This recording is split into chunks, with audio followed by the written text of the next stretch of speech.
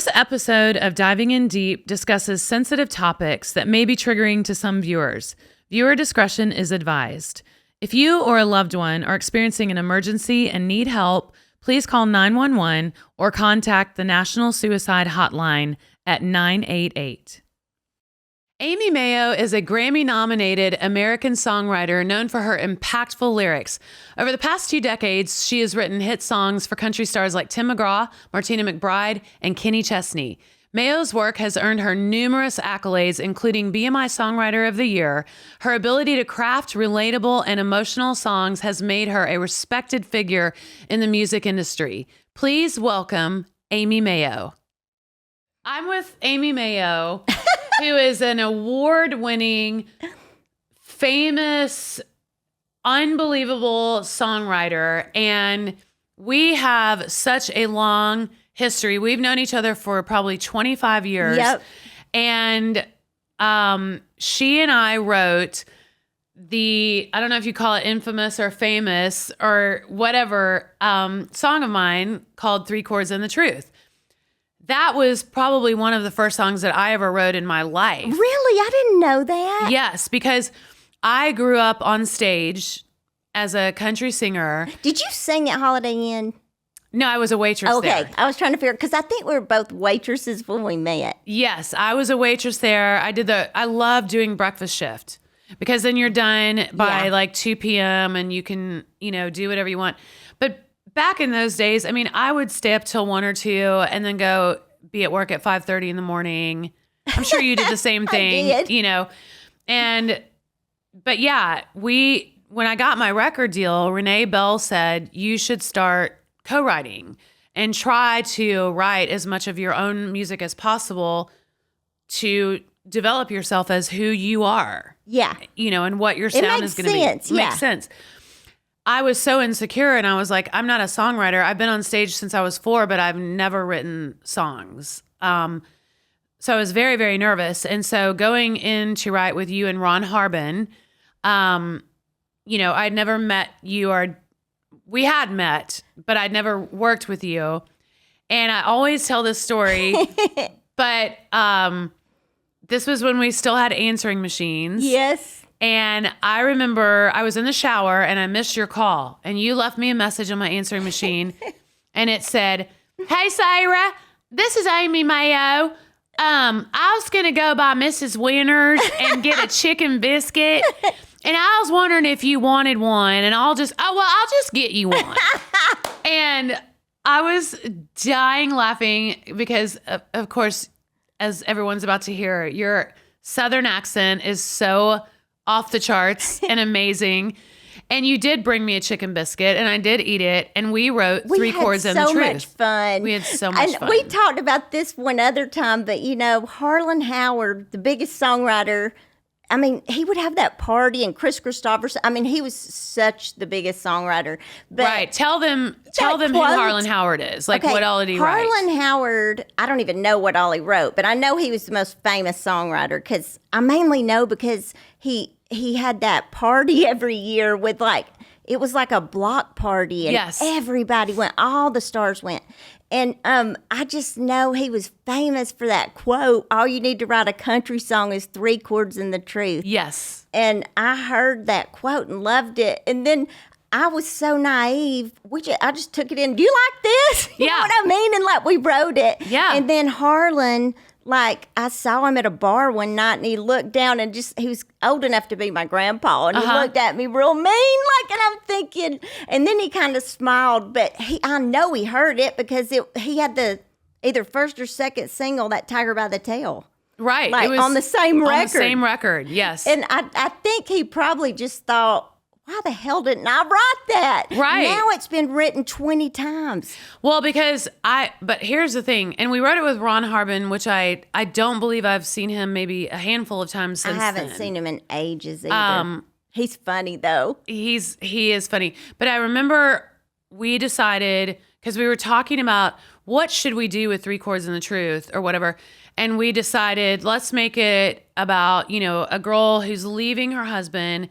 And she turns on, the radio, and in our minds, it was like a George Jones song, what if you turned on a George Jones song and it made you realize, what am I doing? And so it made her change her mind and go back to her husband because she heard 3 chords and the truth. Yes. And that truth just made her realize, the truth is I do love my husband and I want to stay with him. I love the video on that song too. Do you remember that we were all disappointed in the album track? I do remember that. It was so frustrating. Here's what happened. We made a demo. I'm gonna go find that demo and listen to it again.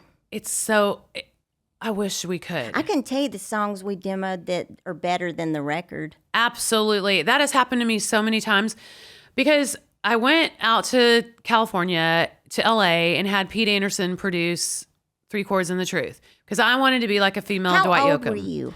25 or 24, probably. You're probably too young to say anything. Oh, I was terrified of him. And plus, guys didn't listen to anything girls said back then anyway. Even though I wrote the song, co-wrote it.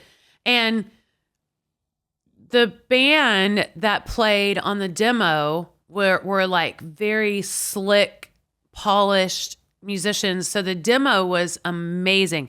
I remember that demo getting around town. Yeah. People were talking about us and how, oh my God, they wrote this amazing song. We go out and record it, and we use Dwight Yoakam's live band, his road band, to make the record. This is all coming back. Yeah, now. And they were really great musicians. I have nothing bad to say about any of them. They were amazing, but it just didn't sound quite like the demo. And I remember all of us being a little bit bummed. Yeah. I remember that now that you're saying it. I was just doing this with Jamie Johnson the other day because he cut this song that he sang. It was the craziest thing. He sang the demo for us 15 years ago. Uh-huh. And he cut the song. And I was so happy. And then now he's trying to track down who played the demo because he liked parts of the demo better. Yes. And I don't even know how to figure that out. Where would you find? I mean, you would have to call the publisher and have them go back in their records. And I wonder, do you think all the publishers have taken all of our songs to digital? Or do they still have loads of CDs or even tapes? I don't know. I mean, it was so long ago. I wonder if they converted those because we went through those DAT things and then cassettes and then CDs. And the MP3s. And then MP3s. I don't know. I hope they did because I want to have, I have most of my songs. Chris don't have any of his songs. Really? He's just terrible at that. Keeping up Tell with him anything. who Chris is. My husband, Chris Lindsay, he's a songwriter. We met writing songs, and Sara sang our first demo ever. Ever. Yeah. That is just amazing to me. Yeah, I listened to that song. I played it for our kids not long ago. What was the name of the song? It's called I Know What You Like, and it talks about being a vegetarian. And it's making fun of vegetarians. Yes. And now I'm almost a vegetarian. So are you? Great. Well, I want to be, but I hate fish and birds. Okay. I hate even saying that because I just love animals so much. I mean, is that your reason? Yeah. Okay. I thought it was like a dietary I love thing. my dog so much. Well, Aimee, no one eats dogs. I know. Well, they might. They might. True. Yeah. They might you never know. in some places. Yeah. But I don't know. Times are tough. Now I just see little pigs and stuff, and they remind me of my dog. Oh, I don't know why I'm talking about this. Well, it's a part of you. The thing that I love the most about you is you are quite literally the most authentic and genuine and real person that I've ever met in my life. And I say that as a huge compliment because you always say what's on your mind. You are never fake, and you are always so just an overabundance of love and welcoming and happy to see people. Oh, thank you. And I think that's because you love what you do. I mean, obviously you've been blessed with 3 beautiful children and, and this amazing, long-lasting marriage, tons of hit records, which we're going to talk about in a minute. But I think that you're just an incredibly happy person. Well, I've been really down though. I tried to kill myself twice, so I've had my ups and downs, but just making it, through stuff and then realizing I want to live. When did you try to kill yourself? I tried to kill myself a couple times. I tried to kill myself the first time. Like, that's one thing I think that was so hard, like in my book, because I'd never, ever, ever talked about it. I'm going to start crying. I'd never talked about that to anybody. Mm-hmm. I'm sure writing it was very, very it was awful. Hard, yeah. But it was worth it. Yeah. But it was awful. Like, but I slipped my wrist when I was like 19. I'm so sorry. I just didn't know how I would ever get out of Alabama, and I didn't want to live the life I was living. I didn't see any hope. And then when I moved to Nashville not long after. Mm-hmm. Yeah. And then I almost died because my car caught on fire on the way to Nashville.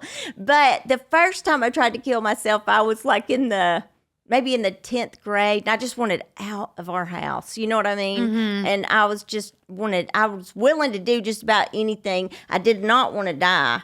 But the second time also, the time that was so serious, I almost did die. And oh my gosh. Yeah, it was bad. And it was really bad. And so the second time, I found out I was really drunk too. Uh-huh. I 100% believe nobody wants to die. You know what I mean? Yes. Nobody will convince me of it. Nobody wants to die. And they just don't know what to do. Yeah. And a lot of times they probably have been drinking or whatever, and they just, do something stupid. Yeah. And but with me, I'd been drinking, and then I also found out that later on I was on an antidepressant, and it was known to cause suicidal feelings in kids and teenagers. Correct. So I found that out a little bit later. So that helped me understand it a little bit. Mm-hmm. But I just I don't know. I'm just grateful to be here. So I've had a bunch of times when, I've been as down as I'm up, just through just going through a bunch of stuff. It's all in my book. I don't even some of it's weird. You can write about it, but you can't even hardly talk about it. Right. It's much easier to write about things. Yeah. Yes. It's where it's so funny because the book, I've had a lot of people say that this is the most vulnerable book I've ever read. And it's the great thing is if you just start telling your stuff, people come straight up to you and tell you theirs. Mm-hmm. People that would never, ever, there were a lot of moms at my kids' school that I just thought, I felt like a black sheep there anyway, being in the music business. But these women that I just thought had this one idea of just come up and tell me crazy stuff, after they read the book. Right. That you would have never, ever dreamed. Right. Yeah.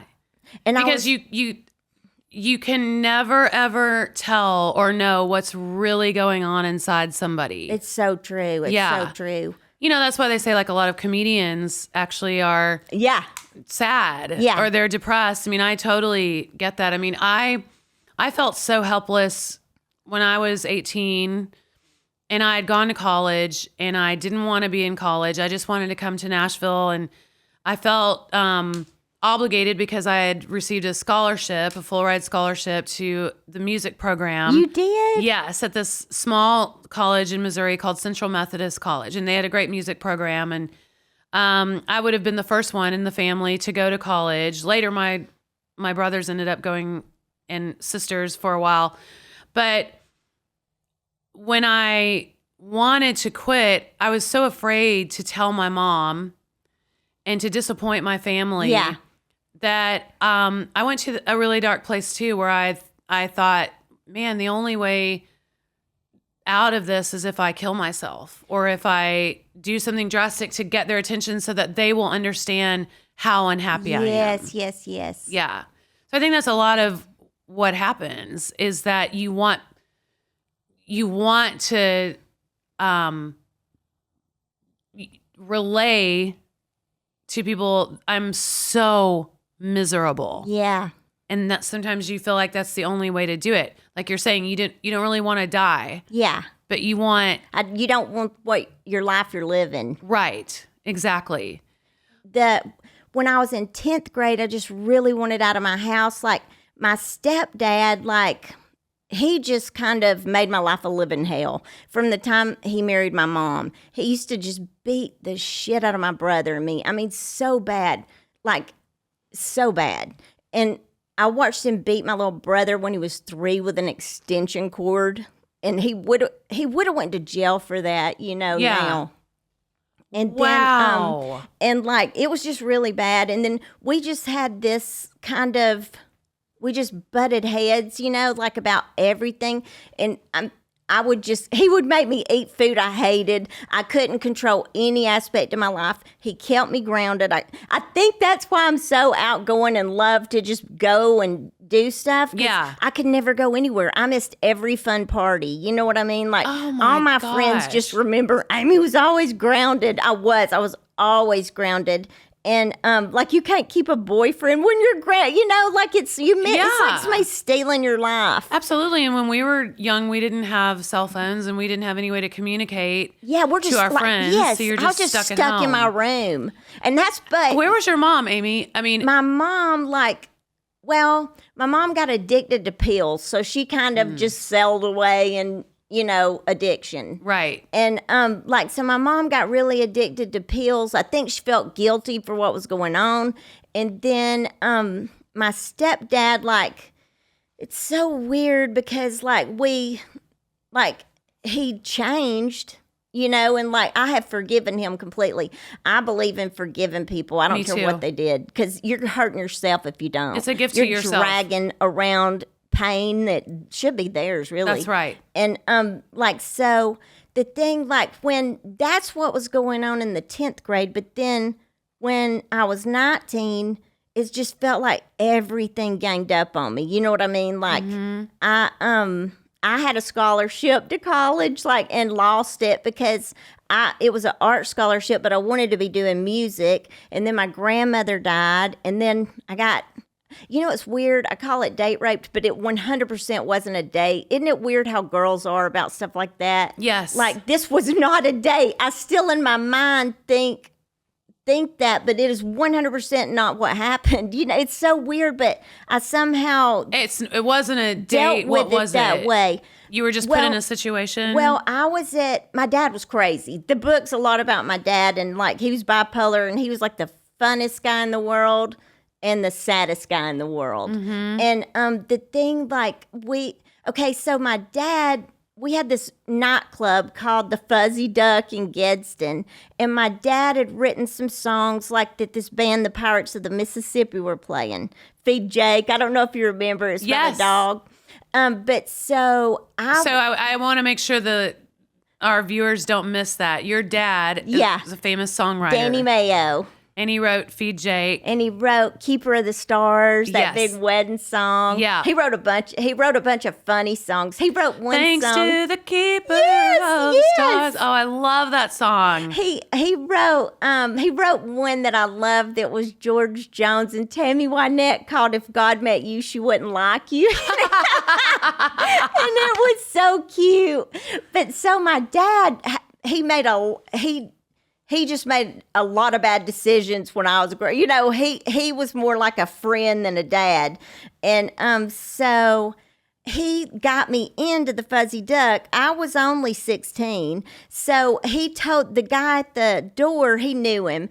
And the guy's like, well, she can come in, Danny, but she can't drink. I better not see her drinking. So, of course, my dad comes over with what I thought was a Coke, but it was a Jack and Coke. He's like, you can't drink beer in here, but you can drink these. So I had like 3 Jack and Cokes. And I don't know if I'd ever drank liquor but once. I drank peppermint schnapps once, or peach schnapps, one of those. Oh my God, we're such kids of the 80s. I know. I love it. But so I drank a bunch of those. I drank those Jack and Cokes, and then this guy came up to, well, first of all, my dad disappeared. And I'd seen him talking to this waitress, and then it came time to go, and he was gone.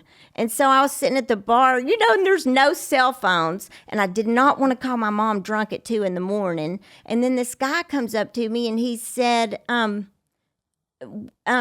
no, I was asking the bartender, have you seen Aimee Mayo? And they're like, yeah, he left with Charlene or whoever she was. And then this other guy was right there, and he's like, oh, I'm from Nashville. I'm friends with your daddy. And he's like, I can give you a ride home if you need one. So I was like, yeah, I do need one. So I thought he was friends with my dad. And so I got in the car, and we went, and he said he had to stop by his motel, like, to get something. So he stops, and he goes in, but he just didn't come out. And I'm like, what is going on? Why? I didn't understand. I had to pee really bad. So I went, and he left the door open. So I went to the bathroom. And then when I came out of the bathroom, the next thing I know, I was on the bed, and I was just staring at the TV. Oh my gosh. Yeah, but it's weird because I was thankful I'd been drinking because it kind of blurred some of it out. But, right. And then it wasn't long, and I was asking my dad, who was that guy, Doug? And he said, I don't know that guy. He's just always hanging around Opryland Music. So they weren't friends. He just knew who my dad was. Was he ever prosecuted, or did you? No. I never told anybody. Never told anybody. Yeah, I didn't tell anybody for years. Isn't it strange how that is the case? I mean, when children are abused, they never tell. Yeah. And when women are raped, oftentimes they just don't tell anybody. Yeah, and people don't understand that, but it's very strange. There's so much shame involved in it, even though the shame is And women will find a way to blame themselves, even though because I'm like, well, I should have never went in his room, room. I shouldn't have ridden with him, but I thought he was friends with my dad. And my dad was crazy as hell. I think my dad could have killed him if he found out. I mean, my dad would have hurt him for sure. Yes. And so I never told my dad. And then my mom found out all kinds of stuff in the book that she didn't know, because I accidentally burned our house down and never told anybody, and it's in there. And I was so scared about my stepdad finding it, because we had this volatile, crazy relationship, and I did not even know what would happen if he found out, I don't even know what would have happened. Now he knows, they both know, but you were living in Gadsden and your dad was living in Nashville, or was he still living in Gadsden? He was living in Nashville, and I was in Gadsden. Okay. Yeah. I love how you say Gadsden. Because, I lived in Alabama for 15 years, and I know where Gadsden is. I forgot. Yes. Yeah. How did you meet Jay? We met through a marriage counselor. It's the craziest story, but my ex-husband and I were going through marriage counseling with this guy, and then when Jay divorced, or was going through a divorce, he came down to Birmingham on the recommendation of somebody, met with Jay alone, and, was just sort of like counseling him, helping him through it. This guy devoted his life to saving marriages, but my marriage there was no way. It was, well, sometimes you marry the wrong people. You knew my ex-husband. Yeah. So, that was never going to work. Yeah. And so he called me up one night, and he said, I've never done this before in my life, but I want to introduce you to somebody who I've counseled. And he said, I know it sounds crazy, but there's just the marriages are over. And so when your divorce is final, call me and I'll tell you who it is. And I was like, absolutely not. I'm never getting married again. I was in that space. I hate men and I'm just going to be single. And I got curious. So when my divorce was final, I think I'd gone to court that day, and the judge was like, your divorce is granted. Came home that night and emailed texted the counselor, and I said, fine, let's meet. And so we met at Starbucks the next day. He told me who Jay was, and he said he is a sports celebrity and he'll understand, that life. And I really think if nothing else, you guys can be friends. And so I emailed him like the next night or maybe that night. And I went back in the kitchen to finish the dishes. I'd already put the kids to bed. And I heard the ding on my computer. So I run back into my office. And this is the house where we wrote Secrets That We Keep. Yes. Yes. So, I had that big office when you walk in to the left. It ran back in there and he had already responded. And we started emailing. And then he said, can I text you? And then we started texting and can I call you? We started talking. And then about a month later, we went on our first date. And that's how we met. So that guy married us. Oh my gosh. Is that not crazy? The marriage counselor?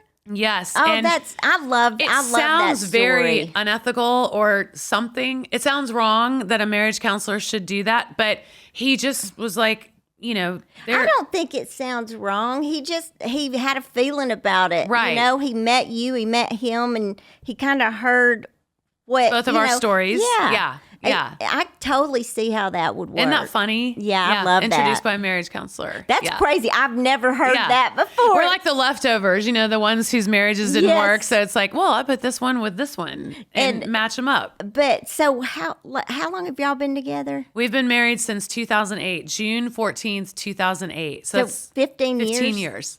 So I guess in June it'll be 16 years. And it was a big deal for you to move to Alabama. Yes. Jay has 4 kids, and my dad lived in Dallas for a big portion of my life. I mean, he moved down there when I was 17 or 18, but I hated that he lived in another state, even though I was already grown. Yeah. My parents divorced when I was 12, and he moved about 45 minutes away. That was still hard. Yeah. Because, you want your dad close by. So I had gone through that trauma and a lot of daddy issues and always chasing my father and, trying to get his attention. And so I had a huge amount of empathy for Jay's kids if he were to move to Nashville. And I was just like, I can't let you do that. Yeah, I wouldn't respect you if you moved away from your kids. And the kids might resent you. And they would have resented me. And I know what it's like to have your dad living with other children. Yeah. And not living with you. It's very painful. So I just said, I can do my career from anywhere. And it made it hard on me, but, Jay really appreciated it. And so we were able to raise all the kids together. And y'all had like the Brady Bunch. We did. I love that Christmas card with the Brady Bunch. Did the kids all get along? They all got along great. They were all kind of the same age. And they were so young when we got married. So it's like, my girls don't even remember our wedding because they were they were 3 and 4. So we had his children like the normal divorce situation every other weekend, every other week in the summer, switch holidays, that kind of stuff. My kids were primarily with us all the time because their dad lives in Oregon. So yeah, it was great. And I'm very glad that I made that decision because even though it was hard, I couldn't have lived with myself if I had taken their dad away from them all the way to another state. Yeah. You How old were they? When we got married, they were 8 and 7 and 5-year-old twins. Oh, yeah. So they were all little. Yeah. That we had a lot of fun. I mean, we played sports all the time and every Wednesday night they were with us every other weekend. And so and I think one weekend we counted up, we did like 32 baseball and softball games in one weekend. And we were always, taking turns and going everywhere. So it was very, very fun. And I love his children so much. I remember the first time we met, I don't know, this popped in my head, but the first time we met, I remember you telling me that you wanted a bunch of kids. Yes. And because you come from a big family. I come and you were from like, 7. I want a bunch of kids. And I remember thinking, God, that's a lot of kids. Yeah. When you were saying how many. Yeah. Well, I would have had more, but when I had a C-section with Avery, then when I was pregnant with Olivia, my C-section scar started tearing. Oh, no. So I thought I was in labor, but it was really that. So rushed to the hospital. I was screaming in pain, but I wasn't dilated at all. So they were like, it was kind of like what you see in a movie. They're like kicking chairs and, we've got to get her in for an emergency C-section. So then my doctor said, I really only want you to have one, maybe two more. And so then I had Audrey, but we scheduled Audrey to be delivered early. So there was no pressure on the scar because, you can bleed to death. Did you get, is it called induced? Yes. I got induced every time. Yes. Yeah. Well, not with Livy because, it was just like, what's going on? Something hurts. And I thought I was in labor. But I induced with Avery. This is sick. But, I have body dysmorphia and I've always had basically what I would call an eating disorder. I have a very difficult relationship with food.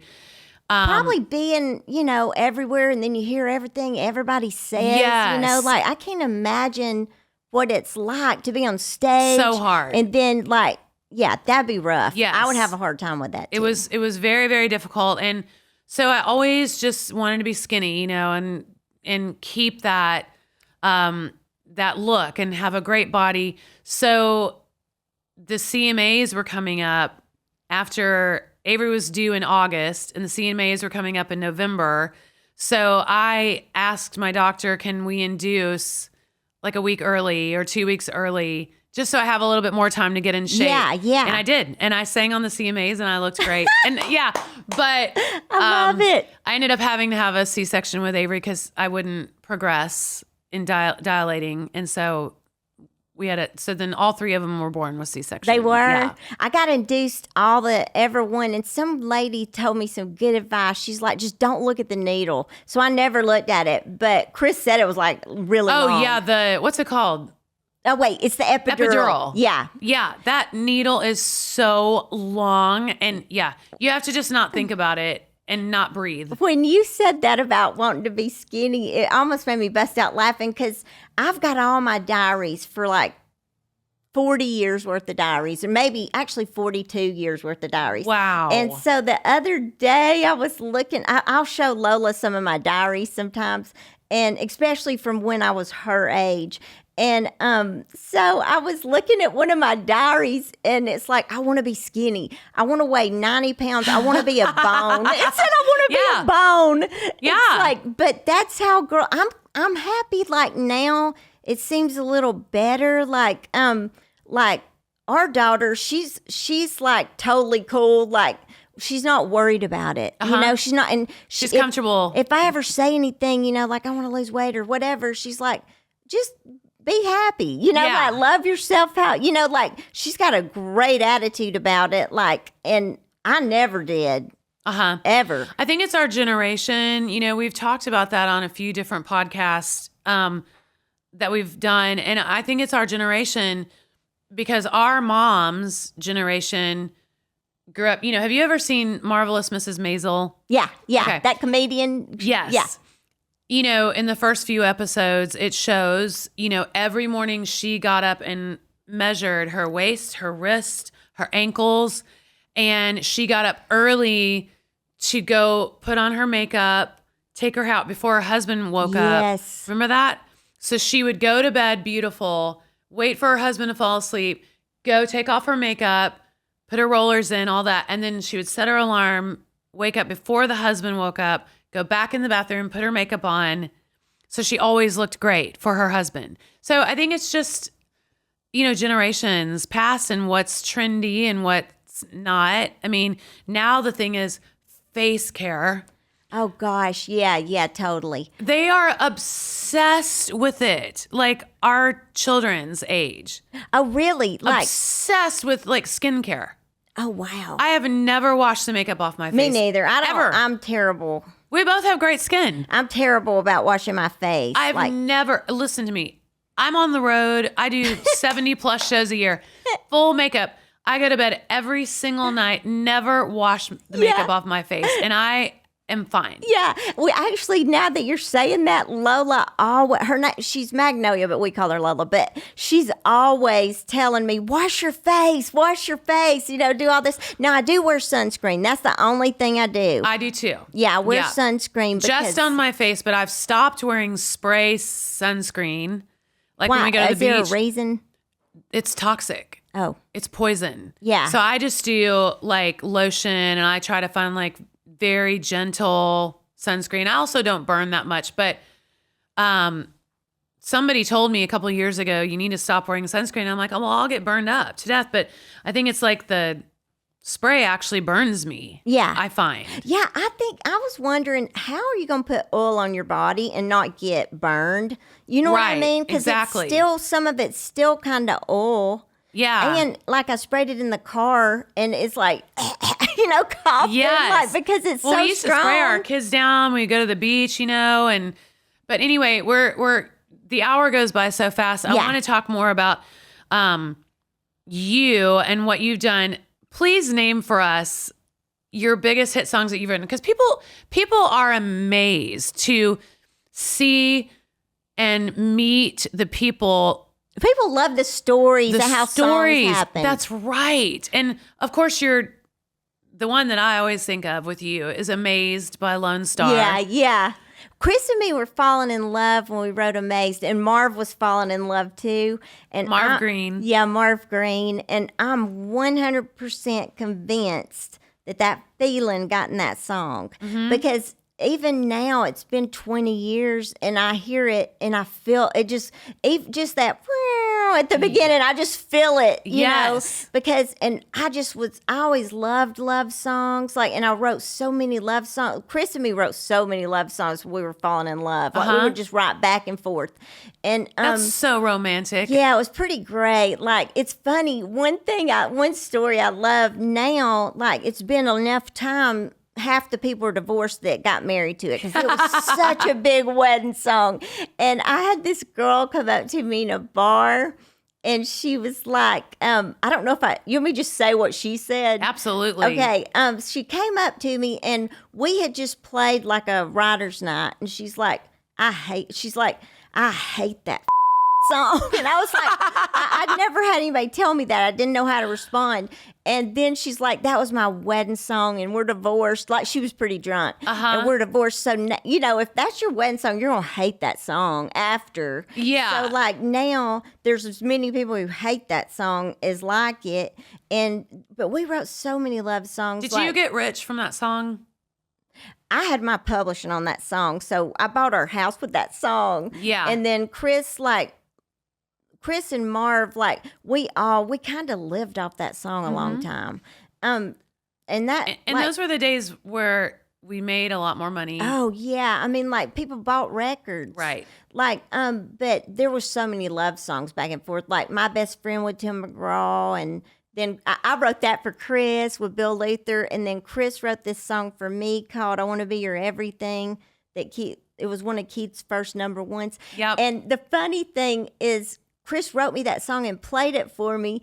And then, like, I was like, well, I love it, except I don't know about that bridge. And he was telling somebody, like, this song is so romantic and sweet. And I heard it not long ago, and I was like, I'm so stupid. This is like the most romantic. Like, there's lines in it like, I want to be the hand that lifts your veil, and, all this stuff. Yeah, it's a great song. Yeah. And then this one's for the girls. Like, I love Cyndi Lauper. This one's for the girls. Yes. So I forgot you wrote that. And that one. That must have made you some money too. I always wanted to write a girl anthem. Yeah. And my Martina always tells the first, like, time we met, I asked her, I don't even remember this, but she said that I walked up and said, can my grandmother be in your video?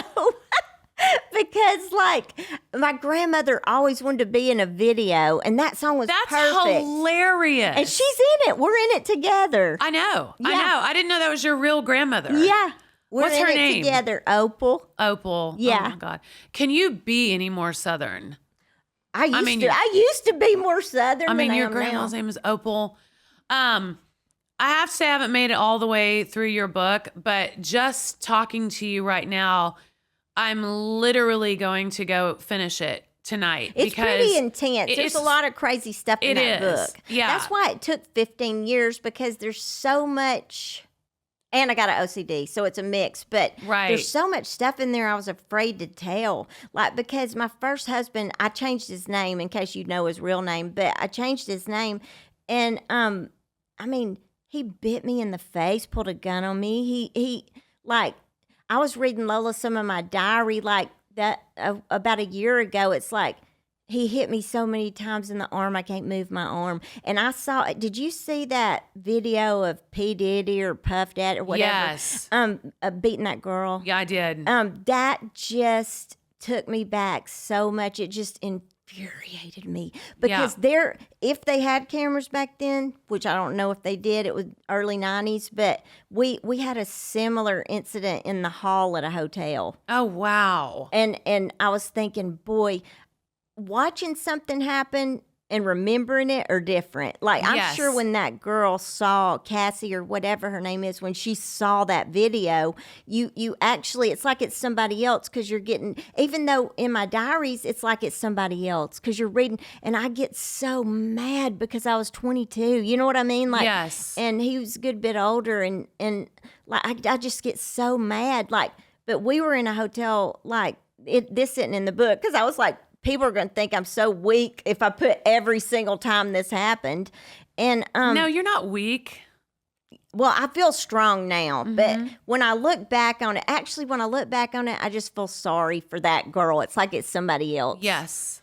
But I just remember, like, we were at this hotel, and my mom was there for some kind of work thing, and we met her there, and we were in the hall, and like we were at the door, like, you know, trying to get in the room, and he kept doing it. I think he had been drinking and he couldn't get the key to work, and so I kind of moved him out of the way so I could do it. The next thing I knew, I was in the floor. You know what I mean? He's just kicking me like that. It's just like that video, and it makes you so mad, you know, when you actually see it. Like, and yeah, that video, That's a hard video to watch. It really is. Yeah, it really is. It just made me, it just infuriated me. I think I heard that she was a singer too. Yeah, she was. And, and they got together, I think, I'm not sure about all these like numbers, but she was pretty young. Okay. I think they met, she was 19. He was like maybe 40s even, or 30s or 40s. Okay. And such a pretty girl too. Yeah, I haven't seen her at all except just in that video. Yeah, she's a beautiful girl. I'm proud of her because she had to be scared to come forward. Right. Like, because, I mean, the stuff you hear, like, I'm proud of that girl. Yeah. Because then other girls come out and follow. There was another story Chris was telling me today in that same thing. I'm curious what's going to happen with all that. So were they girlfriend and boyfriend or just married? They were girlfriend and boyfriend, I think. Okay. Like, I think they dated on and off for like a while, like maybe 7-10 years or something. Okay. Real quick before we run out of time, because we've got the 10-minute notice. This we could talk for hours. I know. I could literally sit and listen to you talk for hours and never say a word because you're so fascinating. Recently we went to dinner at Dennis and Laura Quaid's house with you and Chris, and Chris and I argued about politics. Yeah. One funny thing is we went to Vegas and we stayed at the Trump Hotel because I know a lot of people hate him because of politics.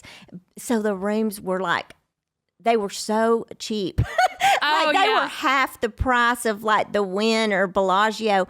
But that hotel, I just loved it. Is it nice? I've never stayed there. I loved it, especially to be in Vegas because there's not a casino. There's no smoking. It smells great. The prettiest flower arrangements I've ever seen. The people were amazing. Wow, a casino with no smoking? Well, no, they don't have a casino. That's I think what makes it so nice. That's where I'm staying next time because I hate that. Weird. I hate walking through. Yeah, there's not that darkness in there. Yeah. You know, like, I mean, we went to a casino. We watched this lady lose like $120,000 and just watching her, like, and she just like her head down. And, you know, we just watched her lose it like that. Oh, my gosh. My dad lost $330,000. There's a story about that, about Vegas. My dad lost $330,000 in Vegas. In a 4-day weekend. My granddad had a massive heart attack, like and just on the floor of the Golden Nugget, like casino hotel. Yeah. And then my grandmother was stranded in Vegas for like a month. And but my dad was the worst gambler. He made millions and died homeless. I mean, he was the worst. He loved to gamble. He had fun because he loved to get. He was as excited about gambling as anybody's ever been about anything. Yes, he loved it. Is your mother still alive? Yeah. Are y'all close? Oh yeah. And how was her reaction to the book? My stepdad too now. Are you all good? Yeah. I mean, my stepdad has gone above and beyond to make up for what he did. You know what I mean? Like, he has been so good to my kids, like, and they all love him. You know, he's like wonderful. A different person. I think he felt so guilty, about everything. And I don't know if he read the book. I never asked him. And I don't even like to talk about the book around him. I understand. Because he knows what's in there. And I can't imagine he didn't read it. But my mom, I just expected people to have different reactions than they had. And my mom, well, she did say one thing that broke my heart. She's like, I feel like you just told the bad things. And I was like, I was just like, oh my gosh. But then people have told me, your mom, she had such a bad childhood, and I've never held any grudges with her because, I mean, she came out of hell, man. She had a rough, she would go to bed every night hoping her mom was alive, the next morning. And she would give her brothers and sisters pillows, to put over their head to not hear the crying, Oh my gosh. And it was just really, really rough. I was worried about my aunts and my uncle, but they've all just it's been so healing for everybody. Yes. Just the truth. Doing this podcast has made me feel that same way. I'll just sit down and start talking, and I'm so open like you. I mean, I'm open to a fault. And then I go back and I freak out and I start editing the shit out of the podcast because I don't want to offend anybody in my family. So I get it. I mean, but I'm so proud of you and how brave you were to write this fabulous book and tell the truth about everything. I'll tell you, my favorite line in this book, it's so funny. I did this book, I had this line that's my favorite line, and then I realized it had been out 6 months, and I realized, holy shit, that line ain't even in the book. I was telling somebody, I thought I put it at the front. It's in the front now of the second edition, but okay. I love this line because I think it's so true about life. It's all my greatest gifts have come wrapped in ribbons of pain. Oh my God. And it's just that's life. The painful stuff is what leads to the beauty. Even having a baby. Yes. You know what I mean? Absolutely. It's the pain that leads to the beautiful things. And you're not going to get anything great without some pain in there. That is absolutely brilliant. And that is so true. I feel the same way. I mean, all my greatest gifts have come with pain. Yeah. That's how and I could tell when you were talking about getting divorced, sometimes people marry the wrong people. And it's your one and only life. And yeah, I mean, there's a lot of shame and stuff because I got divorced and you still feel shame even if somebody's pulling guns on you and bite you in the face. You still feel like a failure a little bit that it didn't work. Well, divorce is one of the hardest things a human being can go through because especially when you have children with that person, because it's like the death of a dream. Yes, and that's it. Yes. Yeah, but you're right. I mean, sometimes it's the better decision. And I know, God hates divorce and I hate divorce. But if it's somebody bad, I think God's like, get out. Yeah, right. Yes. You have to, you have to know in your heart that it's, like you said, you and your stepfather have a great relationship now because you see, that he's very remorseful to you. Yes. And and now, that quote, hurt people. Right. He grew up, I think he grew up in a really bad situation too. Mm-hmm. So it makes sense that it's all he knew kind of, I think. Right. Let's talk about really quick before we wrap it up. Let's try to name all the songs we've written together because my fans are going to know all these songs. So we've got Secrets That We Keep, 3 Chords and the Truth. The Pray one. I'll Pray for You. Yes. That's the one on the greatest hits. Que Sara, Sara, Sara, life goes on. Whatever's meant to be will always be. I'm going to listen to that on the way home. I love that And this is song. just like what you were saying. And baby, what don't kill you will make you strong. Just love the journey that you're on. In all you do, I'll pray for you. And I think my brother Matt wrote that with us. Yeah, that's right. Yeah. You know, sorry, but you cut one of my favorite songs, like one of my favorites. You know what I'm talking about? Which one? Backseat of a Greyhound bus. Oh, yes. That record. You wrote that with Hillary, Troy, and Chris. And Troy and Chris, yeah. That record and the way you cut that, you sound so, I just love that record. Backseat of a Greyhound Bus is a fan favorite. I love it. It didn't even make it up, maybe top funny, 15. You forget what did what. I was telling somebody, they're like, where'd that go on the chart? Like about some other song. I'm like, I don't even remember. I think it got to number 12. It got to 12. It got to 12. Oh, we did not have a video for it because it was like single 3 of the album. And, you know, Joe wouldn't let me make a video for that, you know, because they're expensive. But my fans love that song. And every show, as soon as I start to say, this is a beautiful love story between a mother and her little baby girl, they start screaming. Yes. And then I say, who was born on the backseat of a Greyhound bus, and they love it. And, you know, musically, too, you guys just wrote an amazing song. I love how you sing that bridge. The bridge of it. Sweet Baby Girl. Sweet Baby Girl. Yeah, I love how you sing that bridge. Well, my tour manager just said to me, he goes, I know because it's song number 3 in the show. He goes, if you hit the Sweet Baby Girl, he goes, if I'm listening and I hear you hit that, I know it's going to be a great show. Oh, wow. It's kind of difficult. Yeah. I can't imagine because I've never been able to sing it. It's a very hard song. I can't sing any of the girl songs at all. Like if we play a writer's show, I always do the guy songs because this one's for the girls. I'll sing it, but I get somebody to come do the chorus. Yeah. Because I can do the verse, but the chorus is so high. It's very high. Yeah. Martina's a belter. Yeah, she's a belter. Y'all both are belters. We are both belters, yeah. But what? We do. Oh, you don't. You don't. It feels just like a love song, and you don't. A love song. Yes, I know what you're saying. Oh, wait, my how do gosh. you don't go? It's got a big chorus. You might think you do, but you don't. And then we do that. Hey. Yes. The big hey right before the guitar solo. Yes. That just reminded me, that song, the first time I ever heard you sing, you sang the demo on a song that was a big hit for Martina. It was Whatever You Say. Okay.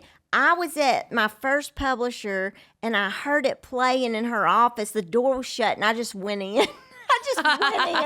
I'm You're like, what is this? Who is singing that song? What is this? You know, and Ed Hill wrote it. Yep. And I remember just being like, just being in awe of it. And they brought in some boxes after it was a hit with like gold and platinum stuff. And I was just like, oh, I want that so bad. Yeah. And Martina called me in to do harmony on that. You did on that song. I remember that too. But the one of my favorites is The Secrets That We Keep, because I was pregnant with Audrey and I was miserable in my marriage. And it was just a really weird time for me. But so I because we wrote it with your husband, Chris. And so I felt like a third wheel. And that we were writing this really sexy, romantic song because it's very sexy. It's like a rated R song. Yeah, it's very sexy. Like, as you help me get undressed, you know what to do in the bed and all that.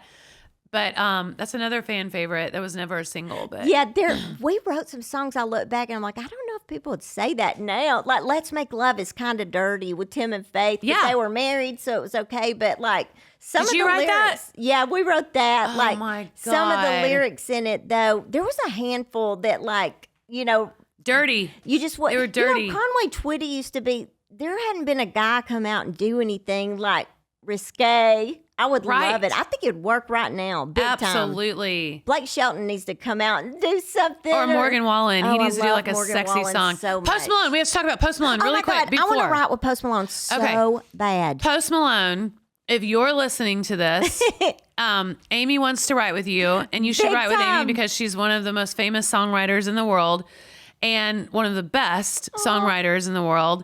And Do you know Post Malone? Did you meet him? I sang with him.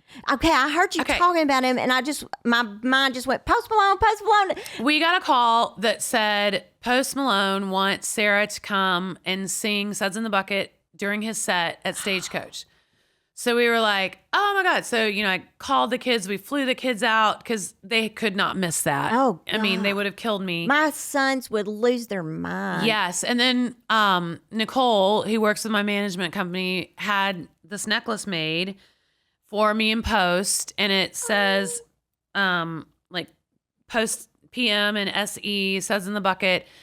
And I gave it to him before we sang, and he was like, can I put this on right now? Can I wear it on stage? I mean, he is the nicest, He just sweetest you can guy. feel his energy But without also- even being around him. His voice. I love him. He's got such a great voice across the board. He can do anything. Anything. He has the best vibrato. And he has such great respect for music in general. Yes. Like he has a wealth of knowledge about stuff. We were writing with somebody a while back, never heard of Garth Brooks. I'm like, what? How Yeah. can you be? You How know can what you I be mean? in Nashville and not know Garth Yeah. Brooks? Well, no. So his dad was there. We go backstage and, in his like whole area that they have set up. His dad came up to me and he said, you and Brad Paisley, when you were on tour, we were co-headlining the Mud and Suds tour. That was the first concert that Post ever went to. Oh my gosh, are you serious? Yeah, so he has loved me and Brad Paisley ever since because we were his very first concert. Oh my gosh. So he asked me and Brad Paisley and Dwight Yoakam to join him on stage during his set at Stagecoach. And I was so honored. But also I already loved his music. Yeah. His pop stuff. I've loved him forever. He is amazing, but his country voice.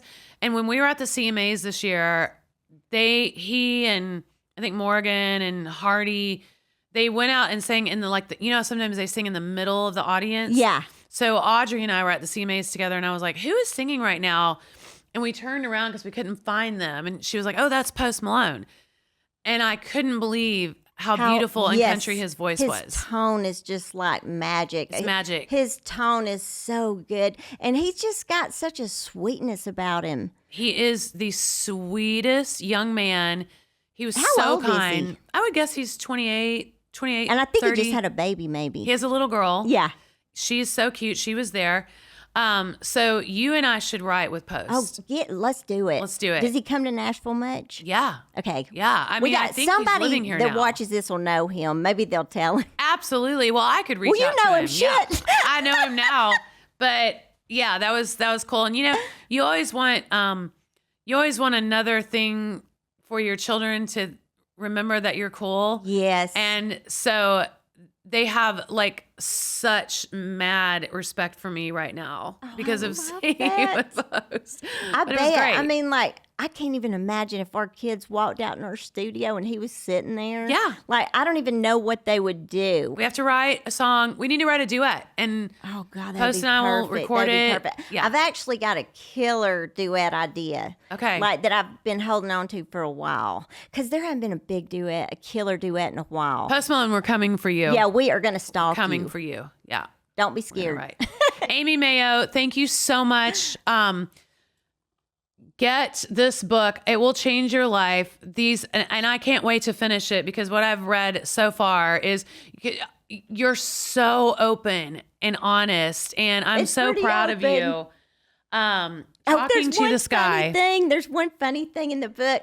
Like, I thought I was marrying Rick Springfield. 100% thought I was marrying him. And I know that. Stalked him and everything. But he loves the book. He gave me a quote for the book. And I was embarrassed to let him read it because I called his wife a bitch in it. But I was 13. I was 13 when I did it. And yeah. I was devastated. I thought my life was over when he got married. When he got married. Yeah. I mean, I just like... I was heartbroken. I was still a little She mad stole at your him man. when I met him, like the first time. Yeah. But we wrote together. We wrote a killer song. But How did you write with him when you were so in love with him? it was so funny. My little brother, Cory, I don't know if you remember him. Nobody, I mean, you can't get him starstruck, but we were in our front yard and we were right with Rick Springfield that day. And so he comes out and like he introduced himself. He's like, "Hey, I'm Rick Springfield." And my brother almost passed out because he lived in the house where all this went on with Rick. Yeah. But I'm trying to think how we ended up writing. We're friends. Now we're friends. Amazing. Like we've ended up like talking. I told him he should write a book, and then he wrote this book late at night. He's a great guy. But I really did love his music. I think me too. His looks kind of took away from it, made him not so serious. You know, like Right. like people didn't take him as serious because he Well, was it's like how I always say Brad Pitt is actually a great actor. yes. And you know, Yes, I agree. Yeah. We wrote the craziest song, I think, in my catalog, or one of them. We wrote this song with Taylor Swift called Till Brad Pitt Comes Along. I hope I meet him someday because I'm going to be like, get on YouTube and listen to this. This is one of the most screwed up things you've ever heard. Like, You need to DM it to him. you got his number? No, but you need to just. It's like, that song's crazy. Really crazy. I would love to hear that. It's really crazy. I'm still obsessed with your song "Liar, Cheater." Oh, yeah, I love that Liar. song. I love that song too. That song has to be cut someday. Yeah, people have cut it, but it just never comes out right. It's hard. Yeah, because it's funny. Funny songs can be harder, I've heard. I have several of those songs that I've always wanted to cut and I never have because you get in the studio and you're like, oh, it's hard. It's too hard. That's what Martina said. She's like, I want to cut this. It was a different one. She's like, but I don't think I can pull it off. It's just like, and so a few of them got cut, but they never came out. Yeah, it has to be authentic. You know, like Miranda Lambert would be a good one for Liar. Yeah. Because she has would that, be good. that sass in her voice. Yeah, she really would. Yeah. Thank you so much for doing this. I love you, Sarah. I love you, Aimee. I really, really do. And I tell Chris no hard feelings. Yeah, I will. He was laughing when I came over here.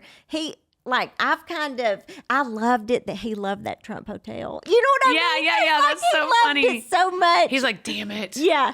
But I did love it too. It's really in Vegas, you know, because it's not gross. I have a feeling though that you should stay away from Vegas.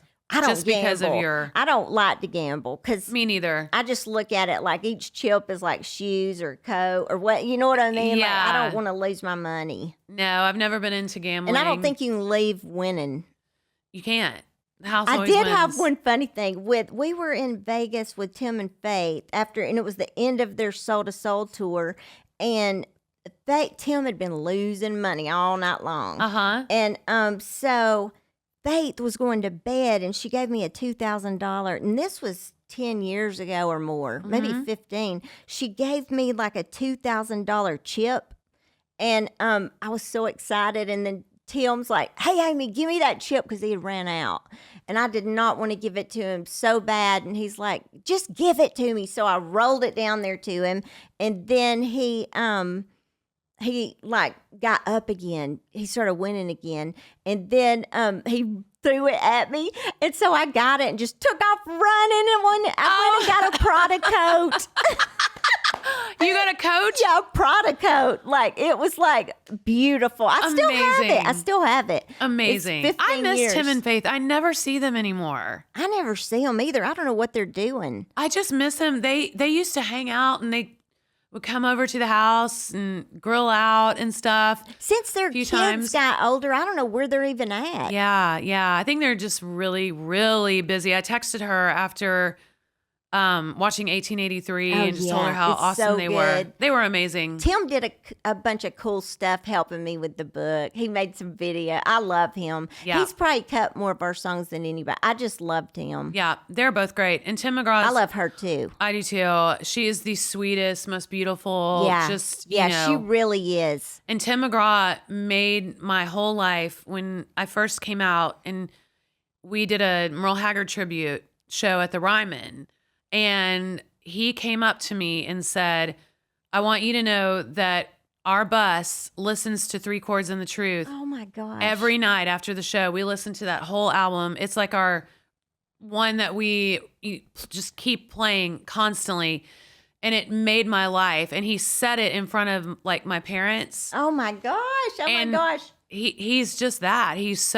They're both just salt of the earth. And he would never, ever, ever say it. You know what I mean? If he didn't mean it. That's what I loved about Tim. If he said he was cutting a song, he cut it. That's right. You know, there's a lot of them that said they were cutting it and then you never heard anything else. But I would get so happy because he always would do it. Yes. And he's so sincere. He's not that big of a talker either. So, right. Yeah. That's really cool. They're And wonderful. What'd your parents think? Oh, it just made us all. So, I mean, we were, you know, we probably left and just were screaming, you know, like, can you believe it? Oh, I love it. And so it was early on in your career, yeah, too. right when Three Chords came out. That's awesome. So that's homage to both of us because we wrote that song together. That's awesome. Yeah. We got to wrap. Thank you so much. Yes, thank you. Thank you so I've much. loved this. This has been fun. I know. We could go literally for hours, but